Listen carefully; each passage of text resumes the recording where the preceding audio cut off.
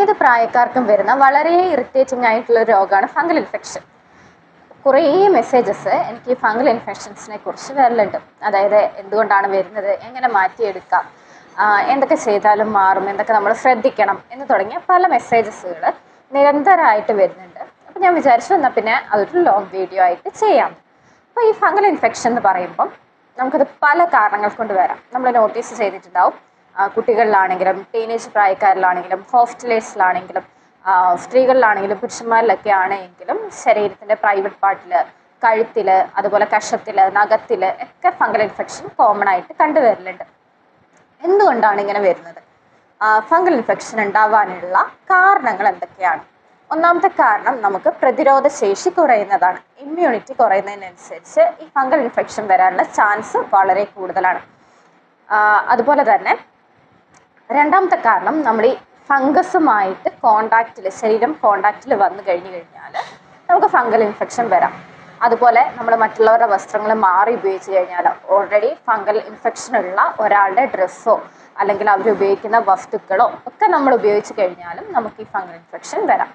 അതുപോലെ ഈ ഫംഗസ് കൂടുതലായിട്ടും വളരുന്നത് ഒരു ഡാം ഏരിയയിലാണ്. അതായത് തണുപ്പ് കൂടുതലുള്ള അല്ലെങ്കിൽ വെള്ളം കെട്ടി നിൽക്കുന്ന തരത്തിലുള്ള ഏരിയാസിലാണ് ഈ ഫംഗൽ ഇൻഫെക്ഷൻസ് കൂടുതലായിട്ട് അല്ലെങ്കിൽ ഫംഗസ് ഗ്രോത്ത് കൂടുതലായിട്ട് ഉണ്ടാവില്ല.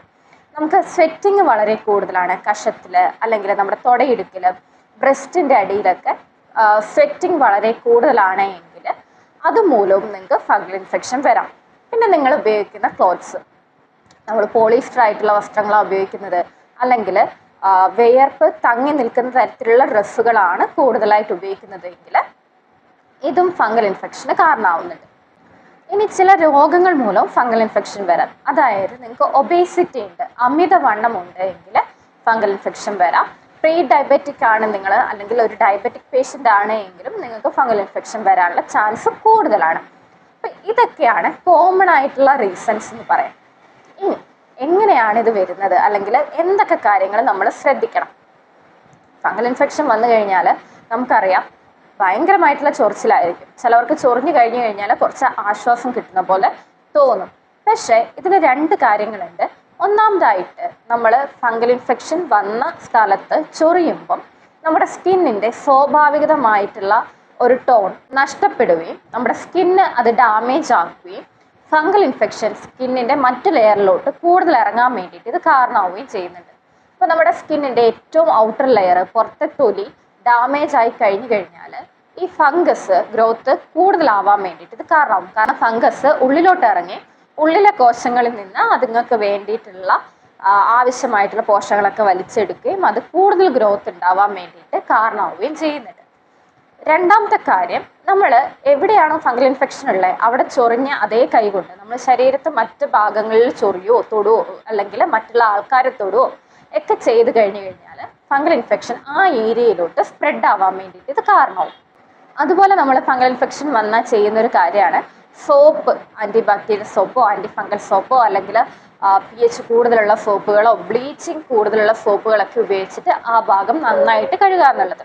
ചിലവർക്ക് അതുമൂലം ഒരാശ്വാസം കിട്ടുന്നതായിട്ട് തോന്നാം. പക്ഷെ ചിലവർക്ക് അങ്ങനെ സോപ്പിട്ട് കഴിയുമ്പോൾ ആ ഫംഗൽ ഇൻഫെക്ഷൻ കൂടുതൽ വളരാൻ വേണ്ടിയിട്ടും അല്ലെങ്കിൽ ഫംഗൽ ഗ്രോത്ത് കൂടാൻ വേണ്ടിയിട്ടും ഇത് കാരണമാവുന്നുണ്ട്. അതേപോലെ ഈ സോപ്പ് നമ്മൾ ശരീരത്തിൻ്റെ മറ്റു ഭാഗത്ത് ഉപയോഗിക്കുമ്പോൾ അങ്ങോട്ടും കൂടി ഈ ഫംഗൽ ഇൻഫെക്ഷൻ സ്പ്രെഡ് ആവാൻ വേണ്ടിയിട്ട് ഇത് കാരണമാവുന്നുണ്ട്.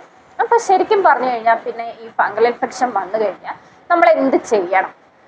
ചൊറിച്ചിലെന്ന് വെച്ചാൽ അസഹനീയമായിട്ടുള്ള ചൊറിച്ചിലാണെന്ന് നമുക്കറിയാം. ഇപ്പോൾ ചൊറിയാണ്ടിരുന്ന് കഴിഞ്ഞാലും നമുക്കതിലൊരു ആശ്വാസം കിട്ടില്ല. ആദ്യം ഇത് വന്നാൽ എന്ത് ചെയ്യണം എന്നുള്ളതിനെക്കുറിച്ച് പറയുന്നതിന് മുന്നേ ഇത് വരാതിരിക്കാൻ എന്ത് ചെയ്യണം എന്ന് ആദ്യം പറയാം. ഒന്നാമത്തെ കാര്യം നമ്മുടെ ഇമ്മ്യൂണിറ്റിയാണ്. നമുക്ക് ലോ ഇമ്മ്യൂണിറ്റി ആണ് എങ്കിൽ പെട്ടെന്ന് ഫംഗൽ ഇൻഫെക്ഷൻ പിടിക്കും. എൻ്റെ ഒരു കഥ പറയാം.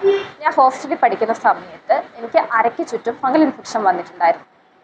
അതായത് ഒരാഴ്ച ഞാൻ പനിച്ച് കിടന്ന് പനി കഴിഞ്ഞ് കുളിച്ചപ്പോഴാണ് ഈ ഫംഗൽ ഇൻഫെക്ഷൻ ഞാൻ നോട്ടീസ് ചെയ്യുന്നത്. അതായത് അരയ്ക്ക് ചുറ്റും പെട്ടെന്ന് അമിതമായിട്ടുള്ള രീതിയിൽ ഫംഗൽ ഇൻഫെക്ഷൻ ഉണ്ടാവുകയാണ് ചെയ്തത്. അതായത് നമ്മുടെ ഇമ്മ്യൂണിറ്റി എപ്പോഴാണോ ലോ ആവുന്നത്, വളരെ ലോ ആവുന്നത്, അപ്പോൾ ഓൾറെഡി ഞാൻ ഹോസ്റ്റലിൽ പഠിക്കുന്ന ടൈമാണ്. ആ ടൈമിൽ നമുക്കങ്ങനെ അധികം പോഷകാഹാരങ്ങളോ അല്ലെങ്കിൽ ന്യൂട്രീഷ്യസ് ഫുഡോ കാര്യങ്ങളോ ഒന്നും ഉണ്ടായിട്ടില്ല. കിട്ടുന്ന ഫുഡാണെങ്കിൽ സ്ഥിരം ഒരേ ഫുഡ് ആയതുകൊണ്ട് തന്നെ നമ്മളത് കഴിക്കലും വളരെ കുറവാണ്. അങ്ങനെ ഇരിക്കുകയാണ് ഒരാഴ്ച പനിച്ച് കിടക്കുന്നത്. പനിയെല്ലാം കഴിഞ്ഞ് കുളിക്കുമ്പോഴാണ് ഞാനിത് കാണുന്നത്. അരയ്ക്ക് ചുറ്റും ഭയങ്കരമായിട്ടുള്ള രീതിയിൽ ഫംഗൽ ഇൻഫെക്ഷൻ ഉണ്ടായിട്ടുണ്ട്. ഇതെങ്ങനെ വന്നു ഒന്നും എനിക്കറിയത്തില്ല. ഒരുപാട് മെഡിസിൻ എടുത്ത് നന്നായിട്ട് കെയർ ചെയ്തതിന് ശേഷമാണ് ഈ ഫംഗൽ ഇൻഫെക്ഷൻ കംപ്ലീറ്റ്ലി മാറിയത്. അപ്പം നമ്മുടെ എപ്പോഴാണ് ഈ ഇമ്മ്യൂണിറ്റി കുറയുന്നത്? ഇമ്മ്യൂണിറ്റി കുറഞ്ഞ സമയത്തായിരിക്കും നമുക്ക് ഈ ഫംഗൽ ഇൻഫെക്ഷൻ കൂടുതലായിട്ട് വരാനുള്ള ചാൻസ്.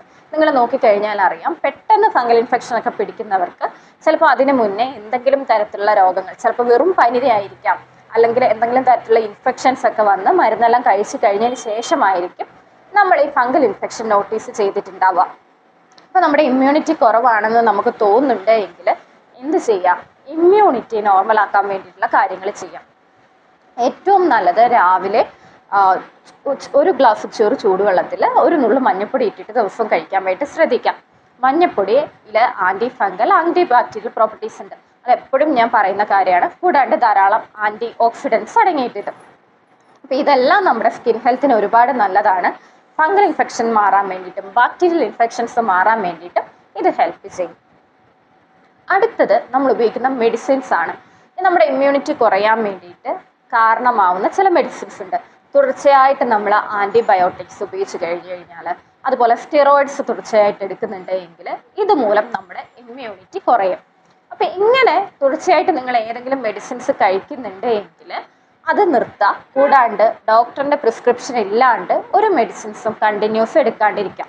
പ്രത്യേകിച്ച് ആൻറ്റിബയോട്ടിക്സ് കാറ്റഗറിയിൽ പെടുന്നതും സ്റ്റിറോയിഡിൽ പെടുന്നതുമായിട്ടുള്ള മെഡിസിൻസ് കഴിക്കുമ്പം ഏറെ ശ്രദ്ധയോടെ വേണം നമ്മൾ കഴിക്കാനായിട്ട്. ഒരു ഡോക്ടർ പ്രിസ്ക്രൈബ് ചെയ്തിട്ടുണ്ടെങ്കിൽ ആ കാലാവധിയിലോട്ട് മാത്രം ആ മെഡിസിൻസ് എടുക്കുക. ആവശ്യമില്ല എങ്കിൽ അത് സ്റ്റോപ്പ് ചെയ്യാൻ വേണ്ടിയിട്ടും ശ്രദ്ധിക്കണം. കാരണം ഈ സ്റ്റിറോയിഡ്സും ആൻറ്റിബയോട്ടിക്സും നമ്മൾ കൂടുതലായിട്ട് എടുത്തു കഴിഞ്ഞാൽ നമ്മുടെ ഇമ്മ്യൂണിറ്റി കുറയാൻ വേണ്ടിയിട്ട് അത് കാരണമാവുന്നുണ്ട്. ഇനി രണ്ടാമത്തെ കണ്ടീഷൻസ് ഞാൻ പറഞ്ഞത് ഫംഗൽ ആയിട്ട്, അതായത് ഫംഗസ് ഇൻഫെക്ഷൻ അല്ലെങ്കിൽ ഫംഗൽ ഗ്രോത്തും ഉള്ള വസ്തുക്കളായിട്ട്, ഫംഗസ് ഉള്ള ഇടങ്ങളായിട്ട് നമ്മൾ കോണ്ടാക്റ്റിൽ വരുന്നുണ്ട് എങ്കിൽ, നമ്മുടെ ശരീരം കോണ്ടാക്റ്റിൽ വരുന്നുണ്ട്, നമ്മുടെ കയ്യോ നഖോ കാലോ സ്കാൽഫോ ഒക്കെ കോണ്ടാക്റ്റിൽ വരുന്നുണ്ട് എങ്കിൽ അതും ഫംഗൽ ഇൻഫെക്ഷന് കാരണമാവാം. ഇപ്പോൾ ഓൾറെഡി ഫംഗൽ ഇൻഫെക്ഷൻ ഉള്ള ഒരാൾ ധരിച്ച ഡ്രസ്സുകൾ നമ്മൾ മാറി യൂസ് ചെയ്ത് കഴിഞ്ഞാൽ, അല്ലെങ്കിൽ അവരുടെ ടവൽസ് യൂസ് ചെയ്ത് കഴിഞ്ഞാൽ, അല്ലെങ്കിൽ അവരുപയോഗിക്കുന്ന എന്ത് വസ്തുക്കളായിക്കോട്ടെ നമ്മളത് ഉപയോഗിക്കുന്നുണ്ട് എങ്കിൽ നമുക്ക് ഫംഗൽ ഇൻഫെക്ഷൻ വരാനുള്ള ചാൻസ് വളരെ കൂടുതലാണ്. പ്രത്യേകിച്ച് ഡ്രസ്സൊക്കെയാണ് യൂസ് ചെയ്യുന്നതെങ്കിൽ ചാൻസ് മാത്രമല്ല ഫംഗൽ ഇൻഫെക്ഷൻ വരും. അപ്പം അങ്ങനെയുള്ള കാര്യങ്ങൾ ഒഴിവാക്കുക. പ്രത്യേകിച്ച് ഹോസ്റ്റലിലൊക്കെ ജീവിക്കുന്നവർ ഡ്രസ്സുകൾ മാറി മാറി യൂസ് ചെയ്യുന്നുണ്ടെങ്കിൽ അവർക്ക് സ്കിൻ ഡിസീസ് ഒന്നുമില്ല എന്ന് ഉറപ്പ് വരുത്തിയിട്ട് വേണം നമ്മൾ ഡ്രസ്സ് യൂസ് ചെയ്യാൻ വേണ്ടിയിട്ട്. ഡ്രസ്സ് മാത്രമല്ല ഷൂസ്, സോക്സ്, അങ്ങനെയുള്ള കാര്യങ്ങൾ, അവരുടെ ടവൽസ് ഒക്കെ യൂസ് ചെയ്യുമ്പോഴും ഈ കാര്യം ശ്രദ്ധിക്കണം. കൂടുതലായിട്ടും ജിം വെയേഴ്സ്, അതുപോലെ സ്പോർട്സ് വെയേഴ്സ് ഇതൊക്കെ മാറി യൂസ് ചെയ്യുന്നുണ്ട് എങ്കിൽ, പ്രത്യേകിച്ച് ഇതൊക്കെ വളരെ സ്വെറ്റി ആയിട്ടുള്ള സമയത്താണ് നമ്മൾ യൂസ് ചെയ്യുക. അതായത് ജിമ്മിൽ പോകുന്നവരാണെങ്കിൽ വല്ലാണ്ട് വിയർക്കും, സ്പോർട്സിലുള്ളവരാണെങ്കിലും അവർ വല്ലാണ്ട് വിയർക്കും. അപ്പോൾ അവരുടെ ക്ലോത്ത്സുകളൊക്കെ മാറി മാറി യൂസ് ചെയ്യുന്നുണ്ടെങ്കിൽ അത് ഒന്ന് ശ്രദ്ധിക്കുക. നിങ്ങൾക്ക് ഫംഗൽ ഇൻഫെക്ഷൻ വരാൻ അത് കാരണമാവും. കൂടാണ്ട് ക്ലോത്ത്സ് നമ്മൾ ഉപയോഗിക്കുമ്പോൾ നമ്മൾ ഇടുന്ന ഡ്രസ്സുകൾ ഒരിക്കലും പോളിസ്റ്റർ വസ്ത്രങ്ങളോ അങ്ങനെയുള്ളതാവാൻ പാടില്ല. പ്രത്യേകിച്ച് സമ്മർ ഡേയ്സിൽ, അതായത് വേനൽക്കാലത്ത് നമ്മൾ കോട്ടൺ ഡ്രസ്സുകൾ തന്നെ ഉപയോഗിക്കാൻ വേണ്ടിയിട്ട് ശ്രദ്ധിക്കാം. കോട്ടൺ ഡ്രസ്സുകളാകുമ്പം കൂടുതലായിട്ട് വേർക്കുന്നവരിൽ ആ വേർപ്പ് വലിച്ചെടുക്കാൻ വേണ്ടിയിട്ട് കോട്ടൺ ഡ്രസ്സ് സഹായിക്കും. അപ്പം വേർപ്പ് കെട്ടി നിന്നിട്ട് നിങ്ങൾക്ക് അവിടെ ഫംഗൽ ഗ്രോത്ത് ഉണ്ടാവില്ല. ചിലവർക്ക് വേർപ്പ് കെട്ടി നിന്നിട്ട് ഫംഗൽ ഗ്രോത്ത് ഉണ്ടാവാം. അപ്പം അങ്ങനെയുള്ളവർ കോട്ടൺ ഡ്രസ്സുകൾ കൂടുതലായിട്ട് ഇടാൻ വേണ്ടിയിട്ട്, വെയർ ചെയ്യാൻ വേണ്ടിയിട്ട് ശ്രദ്ധിക്കാം.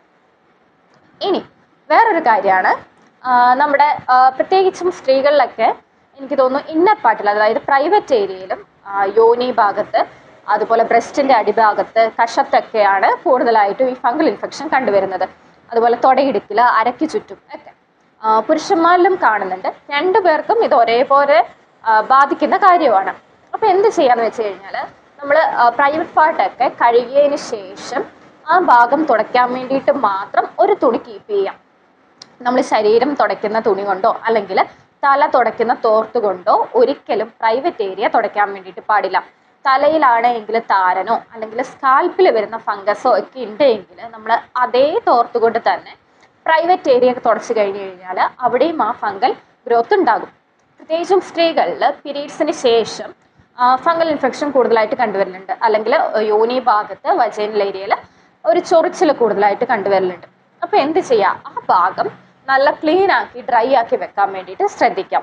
പിന്നെ പാടലർജി പോലെയുള്ള പ്രശ്നങ്ങളുണ്ട് എങ്കിൽ അലർജി ഇല്ലാത്ത പാടുകൾ യൂസ് ചെയ്യാം. മെൻസ്ട്രൽ കപ്പ് യൂസ് ചെയ്യാം, ഇല്ലെങ്കിൽ തുണി യൂസ് ചെയ്യാം.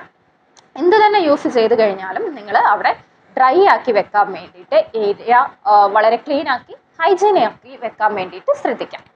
വേറൊരു കാര്യം, സോപ്പ് ഉപയോഗിക്കുന്നത്. നമ്മളെല്ലാം ഭയങ്കര ബ്ലീച്ച് കൂടുതലായിട്ട് ആഡ് ചെയ്തിട്ടുള്ള സോപ്പുകളോ pH ലെവലിൽ വ്യത്യാസമുള്ള സോപ്പുകളോ ഉപയോഗിക്കുന്നവരായിരിക്കും. അപ്പം അങ്ങനെയുള്ള സോപ്പുകൾ നമ്മൾ കൂടുതലായിട്ട് ഉപയോഗിച്ച് കഴിഞ്ഞാൽ പ്രത്യേകിച്ച് സെൻസിറ്റീവ് ഏരിയാസിൽ അത് സ്കിൻ ഡാമേജ് ഉണ്ടാക്കാൻ വേണ്ടിയിട്ട് പെട്ടെന്ന് ഇൻഫെക്ഷൻ പിടിപെടുന്നതിന് ഇത് കാരണമാവുകയും ചെയ്യും. ഇപ്പോൾ ഫംഗൽ മാത്രമല്ല, എന്ത് തരത്തിലുള്ള ഇൻഫെക്ഷൻസ് ആയാലും, സ്കിൻ ഇൻഫെക്ഷൻസ് അല്ലെങ്കിൽ സ്കിൻ ഡിസീസ് ആയാണെങ്കിലും നമ്മുടെ സ്കിന്നിൻ്റെ ഔട്ടർ ലെയർ നാശമായിട്ടുണ്ട് എങ്കിൽ, അല്ലെങ്കിൽ ഔട്ടർ ലെയർ ഹെൽത്തി അല്ല എങ്കിൽ നമുക്ക് വേഗം ഇൻഫെക്ഷൻസ് പിടിക്കും. അപ്പോൾ സോപ്പൊക്കെ യൂസ് ചെയ്യുന്നവർ അതിൻ്റെ pH വാല്യൂ ഒക്കെ നോക്കിയിട്ട് യൂസ് ചെയ്യാൻ വേണ്ടിയിട്ട് ശ്രദ്ധിക്കാം. പരമാവധി പ്രൈവറ്റ് ഏരിയയിൽ സോപ്പ് യൂസ് ചെയ്യാണ്ടിരിക്കാം. ഇൻഫെക്ഷൻ വരുന്ന വേറൊരു കാറ്റഗറിയാണ് ഡ്രൈ സ്കിൻ ഉള്ളവർ. വരണ്ട ചർമ്മം ഉള്ളവർക്കും ഈ ഫംഗൽ ഇൻഫെക്ഷൻ അല്ലെങ്കിൽ ചൊറിച്ചിലോട് കൂടിയിട്ടുള്ള ഇൻഫെക്ഷൻസ് കണ്ടുവരലുണ്ട്. പിന്നിൽ ഈർപ്പം നിലനിർത്തുക എന്ന് പറയുന്നത് വളരെ പ്രധാനപ്പെട്ട കാര്യമാണ്. അത് പുറത്തുനിന്ന് മാത്രമല്ല, ഉള്ളിൽ നിന്നും നമ്മൾ ഈർപ്പം നിലനിർത്തണം. അതായത് ധാരാളം വെള്ളം കുടിക്കുക, വാട്ടർ കണ്ടന്റ് അടങ്ങിയിട്ടുള്ള ഫ്രൂട്ട്സ് ധാരാളം കഴിക്കാൻ വേണ്ടിയിട്ട് ശ്രദ്ധിക്കാം. പിന്നെ പുറത്തൊക്കെ ആണെങ്കിൽ നല്ല ലോഷൻസ് യൂസ് ചെയ്യാൻ വേണ്ടിയിട്ട് ശ്രദ്ധിക്കാം. സ്കിന്നിൽ ക്രീംസും ലോഷൻസും യൂസ് ചെയ്യുമ്പം നേരത്തെ പറഞ്ഞ പോലെ തന്നെ അവയിലെ കണ്ടന്റ് ഏതൊക്കെയാണെന്ന് ശ്രദ്ധിക്കാൻ വേണ്ടിയിട്ടും pH ലെവല് അല്ലെങ്കിൽ സ്കിന്നിൽ ഇറിറ്റേഷൻ ഉണ്ടാക്കുന്ന കണ്ടന്റ് ആണോ അടങ്ങിയിരിക്കുന്നത് എന്നൊക്കെ നോക്കിയിട്ട് വേണം ക്രീമും ലോഷൻസും യൂസ് ചെയ്യാൻ വേണ്ടിയിട്ട്. അപ്പോൾ സ്കിന്ന് നല്ല ഈർപ്പമുള്ളതാക്കി വെക്കാൻ വേണ്ടിയിട്ട് ശ്രദ്ധിക്കാം. ഇനി ഫംഗൽ ഇൻഫെക്ഷൻ വന്നു കഴിഞ്ഞാൽ എന്ത് ചെയ്യണം? അപ്പോൾ ഫംഗൽ ഇൻഫെക്ഷൻ വരാണ്ടിരിക്കാൻ എന്തൊക്കെ ചെയ്യണം, എന്തുകൊണ്ടാണ് വരുന്നതെന്നൊക്കെ നമ്മൾ നോക്കി. ഇനി വന്നു കഴിഞ്ഞാൽ എന്ത് ചെയ്യണം? വന്നു കഴിഞ്ഞാൽ എല്ലാവരും ചെയ്യുന്ന ഒരു കാര്യമാണ്, ആദ്യം പോയി ഫാർമസിയിൽ പോയി എന്തെങ്കിലും ഒരു ക്രീമോ മെഡിസിനോ എടുത്തിട്ട് അത് തൂത്ത് ഒന്ന് കുറയ്ക്കാന്നുള്ളത്. ഒരിക്കലും ഫംഗൽ ഇൻഫെക്ഷൻ അങ്ങനെ മാറില്ല. നിങ്ങൾക്ക് എന്തെങ്കിലും ക്രീമോ മെഡിസിനോ എടുക്കുമ്പോഴത്തേക്കും ഫംഗൽ ഇൻഫെക്ഷൻ കുറഞ്ഞു എന്ന് തോന്നും.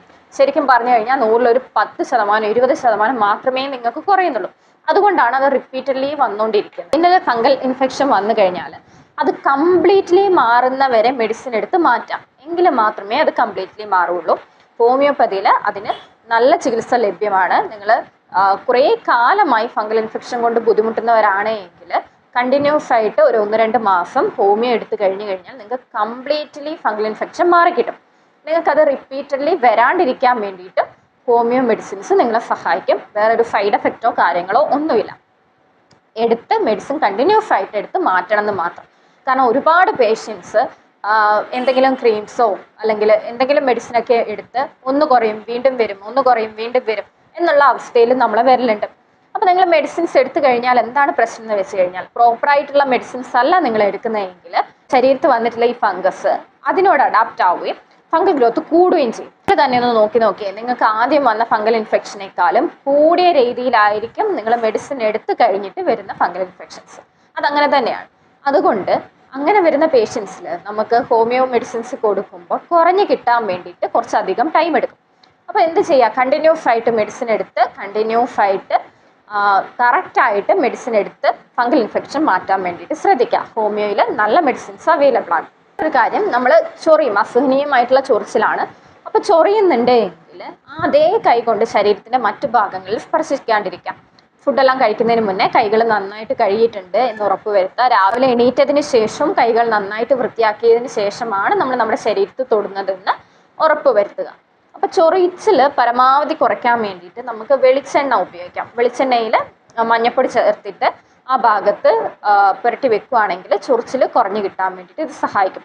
ഇതൊന്നും ഫംഗൽ ഇൻഫെക്ഷൻ്റെ മെഡിസിൻസ് അല്ല. ഞാനിപ്പോൾ പറയുന്ന ഹോം റെമഡീസ് ഒക്കെ നിങ്ങൾക്ക് അത്യാവശ്യം ഒന്ന് ചൊറിച്ചിൽ കുറയാൻ വേണ്ടിയിട്ട് നിങ്ങളെ സഹായിക്കുന്ന കാര്യങ്ങൾ മാത്രമാണ്. ഒരിക്കലും അത് ഫംഗൽ ഇൻഫെക്ഷൻസിൻ്റെ മെഡിസിൻസ് അല്ല. ഫംഗൽ ഇൻഫെക്ഷൻ ഹോം റെമഡീസും കൊണ്ട് മാറുന്ന ഒരു രോഗമല്ല. നിങ്ങൾ എന്ത് ചെയ്യാം, മരുന്നെടുത്ത് തന്നെ മാറ്റാം. പല വീഡിയോസ് നിങ്ങൾ കാണുമ്പം ഇങ്ങനെ ചെയ്താൽ കുറയും, അങ്ങനെ ചെയ്താൽ കുറയും എന്ന് നിങ്ങൾ കേൾക്കുന്നുണ്ടാവും. ചിലപ്പോൾ അതൊക്കെ നിങ്ങൾ പരീക്ഷിച്ചിട്ടുണ്ടാവും. നിങ്ങൾ എന്ത് തന്നെ പരീക്ഷിച്ച് കഴിഞ്ഞാലും ഒരു 10 തൊട്ട് ഒരു 20% വരെ മാത്രമേ കുറയുള്ളൂ. ബാക്കി എന്ത് ചെയ്യും, വീണ്ടും വരാനുള്ള ചാൻസ് കൂടുതലാണ്. അതുപോലെ തന്നെ നിങ്ങൾക്ക് ചെയ്യാൻ പറ്റുന്നതാണ് കറ്റാർ വാഴ, അതായത് കറ്റാർ വാഴേൻ്റെ അലോവേര ജെല്ലിൽ മഞ്ഞപ്പൊടി ഇട്ടിട്ട് ആ ഭാഗത്ത് തൂത്ത് വെക്കാൻ പറ്റും. ഇതൊക്കെ നിങ്ങൾക്ക് ചൊറിച്ചിലൊന്ന് കുറയാൻ വേണ്ടിയിട്ട് നിങ്ങളെ ഹെൽപ്പ് ചെയ്യും. വെളിച്ചെണ്ണയിലാണെങ്കിൽ antifungal antibacterial properties ഉണ്ട്, അതുപോലെ മഞ്ഞൾപ്പൊടിയിലും antifungal antibacterial properties ഉണ്ട്. അതുകൊണ്ടാണ് ചൊറിച്ചിൽ കുറയാൻ വേണ്ടിയിട്ട് ഇത് നിങ്ങളെ സഹായിക്കുന്നത്. അതുപോലെ ഫംഗൽ ഇൻഫെക്ഷൻ മാറാൻ നമ്മൾ സ്കിന്നിൽ എന്തെങ്കിലും തൂത്തുകൊണ്ട് മാത്രം കാര്യമില്ല. നമ്മൾ എന്ത് ചെയ്യണം? ഉള്ളിൽ നന്നായിട്ട് ഭക്ഷണം കഴിക്കുകയും വേണം, നന്നായിട്ട് വെള്ളം കുടിക്കാം. മഞ്ഞപ്പൊടിൻ്റെ കാര്യം ഞാൻ ആദ്യം പറഞ്ഞിരുന്നു. ഒരു ഗ്ലാസ് ചൂടുവെള്ളത്തിൽ ഒരു നുള്ളു മഞ്ഞപ്പൊടി ഇട്ടിട്ട് രാവിലെ വെറും വയറ്റിൽ കഴിക്കാം. അത് ഇമ്മ്യൂണിറ്റി കൂട്ടാൻ വേണ്ടിയിട്ട്, പ്രതിരോധശേഷി കൂട്ടാൻ വേണ്ടിയിട്ട്, സ്കിൻ ഡിസീസൊക്കെ തടയാൻ വേണ്ടിയിട്ട് അത് സഹായിക്കും. അതുപോലെ നല്ലൊരു സാധനമാണ് തൈര്. തൈര് ദിവസവും നിങ്ങളുടെ ഫുഡിൽ ഉൾപ്പെടുത്തുന്നത് ഇങ്ങനെയുള്ള സ്കിൻ ഡിസീസൊക്കെ കുറഞ്ഞു കിട്ടാൻ വേണ്ടിയിട്ട് സഹായിക്കും. അതുപോലെ യോനി ഭാഗത്ത് ഉണ്ടാകുന്ന ഫംഗൽ ഇൻഫെക്ഷൻ മാറാനായിട്ട് നിങ്ങൾ ആര്യവേപ്പിൻ്റെ ഇല ഉപയോഗിച്ച വെള്ളം ഉപയോഗിച്ചിട്ട് ആ ഭാഗം കഴുകുകയാണെങ്കിൽ ചൊറിച്ചിലും കാര്യങ്ങളൊക്കെ നിങ്ങൾക്ക് കുറഞ്ഞു കിട്ടും. അപ്പം ഇത്രയും കാര്യങ്ങളാണ് നമുക്ക് ഹോം റെമഡി ആയിട്ട് യൂസ് ചെയ്യാൻ പറ്റുന്നത്. വേറെ എന്ത് ഹോം റെമഡീസ് നിങ്ങൾ യൂസ് ചെയ്ത് കഴിഞ്ഞാൽ ഇറിറ്റേഷൻ വരുത്താനുള്ള ചാൻസ് ഉണ്ട്. അപ്പോൾ ഹോം റെമഡീസ് യൂസ് ചെയ്യുന്നവർ നിങ്ങൾക്ക് ഇറിറ്റേഷൻസ് വരുന്നില്ല എന്ന് ഉറപ്പ് വരുത്തിയതിന് ശേഷം മാത്രം ഹോം റെമഡീസ് യൂസ് ചെയ്യാൻ വേണ്ടിയിട്ട് ശ്രദ്ധിക്കാം. എല്ലാ ഹോം റെമഡീസും എല്ലാവർക്കും പറ്റണം എന്നില്ല. അപ്പോൾ ഫംഗൽ ഇൻഫെക്ഷൻ വന്നവർ ഈ കാര്യങ്ങളൊക്കെ ശ്രദ്ധിക്കാം. പിന്നെ ഓൾറെഡി ഉള്ളവർ ഞാൻ പറഞ്ഞ പോലെ ആ ഭാഗം നല്ല ഹൈജീനായിട്ട് വെക്കാൻ വേണ്ടിയിട്ടും ശ്രദ്ധിക്കണം. പിന്നെ നനവ് പറ്റിയിരിക്കരുത്. അവിടെ യൂസ് ചെയ്യാൻ വേണ്ടിയിട്ട് വേറൊരു ക്ലോത്ത് തന്നെ ഉപയോഗിക്കുക, വേറൊരു ടവൽ ഉപയോഗിക്കുക. ശരീരഭാഗം ഒന്നും ആ ടവൽ കൊണ്ട് വെക്കരുത്. ആ ഫംഗൽ ഇൻഫെക്ഷൻ വന്ന ഭാഗം തുടയ്ക്കാൻ വേണ്ടി മാത്രം വേറൊരു ടവൽ യൂസ് ചെയ്ത് ആ ഭാഗം നല്ല ഡ്രൈ ആക്കി വെക്കാൻ വേണ്ടിയിട്ട് ശ്രദ്ധിക്കാം. പിന്നെ സ്കിന്ന് ഓൾറെഡി ഭയങ്കര ഡ്രൈ ആണെങ്കിൽ നിങ്ങൾ കുറച്ച് എണ്ണ പുരട്ടി കൊടുക്കുക ആ ഭാഗത്ത്.